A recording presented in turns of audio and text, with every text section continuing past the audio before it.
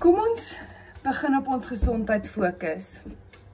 Kom ons kyk wat ons kan doen om dit belangrik om ons gesondheid net weer eerste te kan sit. En dit gaan, my les 1 is, vandag, saadolies, jou sonneblomolie, gooi dit weg. Gooi dit weg, moet dit nie weer gebruik nie. Dit is stap 1 van jou gezondheidsjourney. Daar gaan, elke dag sal ek jou baie leer, maar stap 1 is gooi weg. En ek wil nie hoor stories hoor van jy kan nie olyfolie koop want dit is te duur nie, jy kan nie botter gebruik nie want dit is te duur nie, wanneer dit by jou gesondheid kom, kyk ons nie na pryse nie, want in die long run, my kruideniers is al so goedkoop 'n maand, omdat ek nie meer gemors koop nie. In die begin kan dit jou moontlik dalk 'n bietjie duurder uitwerk, maar sny op ander goed. Wanneer dit by jou gesondheid kom, kan jy nie sny en kyk na, kom ons koop die goedkoopste vitamine C op die rak, of die ysterpil nie, of die folic acid wat R20 'n houertjie kos nie. Because that ain't doing nothing for you.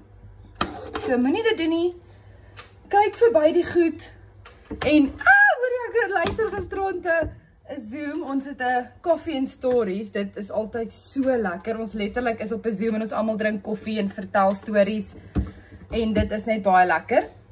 En ons 'n vrou wat sê, sy het in die begin, sy het enige oplossing vir haar seun gesoek, vir sy gesondheid, en toe uiteindelik luister sy vir een van haar kliënte wat vir haar vertel van ons produkte, en toe sien sy die prys, en sy sê toe is dit net asof al haar hoop geshatter word. Ek gaan nou, Marcus. Toe is dit net asof al haar hoop geshatter word, en sy sê, luister, ek het nie eers mediese fonds nie, hoe moet ek hierdie bekostig? En toe, later, praat die Here met haar natuurlik, en hy soos, het jy nie geweet, dit is wat hierdie maatskappy doen nie? Hierdie maatskappy glo so baie in jou gesondheid, en dit is vir hulle so belangrik, dat jy kan deel word van die besigheid, sodat jy die produkte kan bekostig. Al is dit net jou eie produkte.